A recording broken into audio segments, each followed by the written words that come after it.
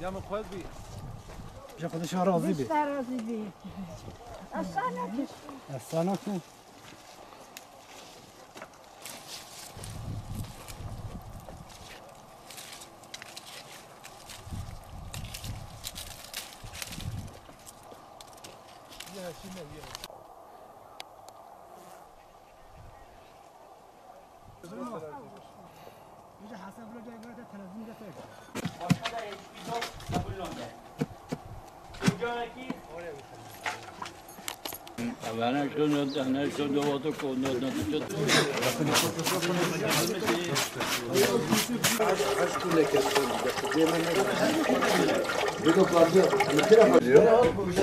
Şurada şu hortumla temiz bir şekilde sadece ilk kazana geliyor. Dörtlü kazana geliyor. Dörtlü kazanda burada şimdi sadece bir mayası var. Külden yapıyoruz. Hani bazı yerlerde toprakla yapılıyor.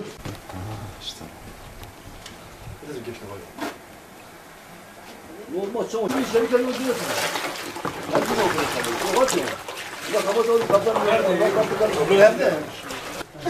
Dedelerimizden kalan bir kül, odun külüyle burada tabii bunun şeyi de var, hani ölçüsü var. Kazana göre 2-2,5 kevgir dediğimiz şeyler mayasını atılıyor. Bu mayası atıldıktan sonra kıvamında bir ateşle, ustası var tabii bunun da. Herkes yapmaz. Mesela ben yapamam. Ustası var. Kıvamında bir ateşle, ne yüksek ne düşük bir ateşle bu kıvamında bu altını, tırtılları falan üste verir. Üste verdikten sonra üstünü temizleyip yine kevgirle şu çuvala süzmek için dökülüyor. Buradaki şire temiz hale geldikten sonra şu sıraylara geçiyoruz. Şu sıraylardan dolduruyoruz oradaki şireyi. Burada da bir müddet, bir 15-20 dakika sefer altta süzülüyor, tam tersi. Altta süzülüyor. Dörtlü şeylere geçiyor, dörtlü ocağa geçiyoruz.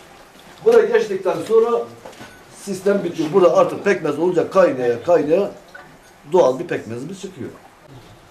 هم درنگ مرپی کنی نکو acele.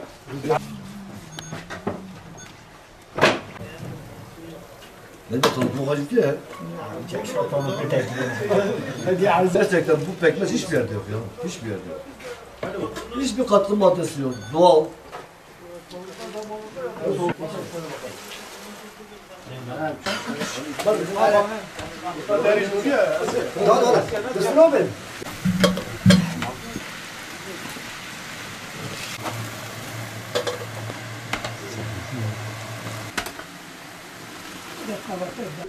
Ben 42 yaşındayım. 35 yaşından beri bu işle uğraşıyorum. Bu işi yapıyoruz. Bu iş bizim babalarımız, dedelerimiz kalma bir iştir.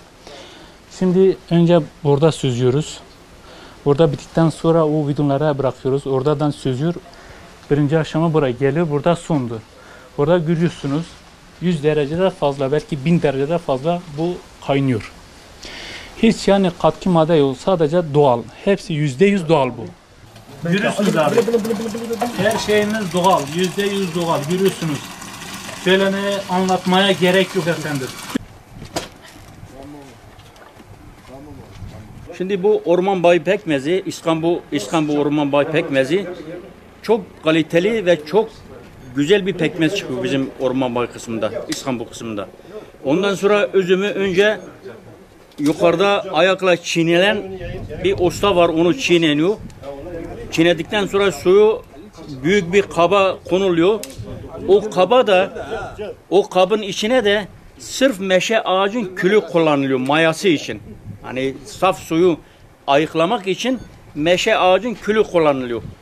Bu meşe ağacın külü kullandıktan sonra pisliği hepsi üzerinde alınıyor, başka bir yere aktarılıyor. Saf suyu da başka bir tezgaha oradan kaynatıp pekmez yapılıyor. Yaklaşık ne kadar kaynatılıyor acaba? Yaklaşık 1,5 saat kaynatılıyor.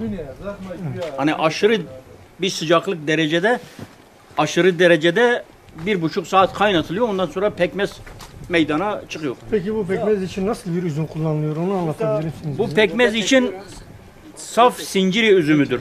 Bu sinciri üzümü de her yerde bulunuyor. Sadece orman bağında bulunuyor bu sinciri üzümü İstanbul'da. Kaç yılından beri bu yapılıyor bu? Bu 1500-2000 yılına dayanan bir şeydir yani. Bizim ta atamız dedemiz. Hani bu köyün kuruluşundan beri vardır bu meslek. Orman bağı üzümü başka bir bölgelere benzemiyor. Mesela bizim var Çukurova bölgesinde, Antep'te veya Ege'de, Manisa'da orada üzüm var ama o üzümün çoğu ilaç etkisiyle yetişiyor. Burada hiçbir ilaç kullanmadan, hiçbir gübre kullanmadan saf organik üzüm yetiştiriliyor orman bağında, İstanbul'da.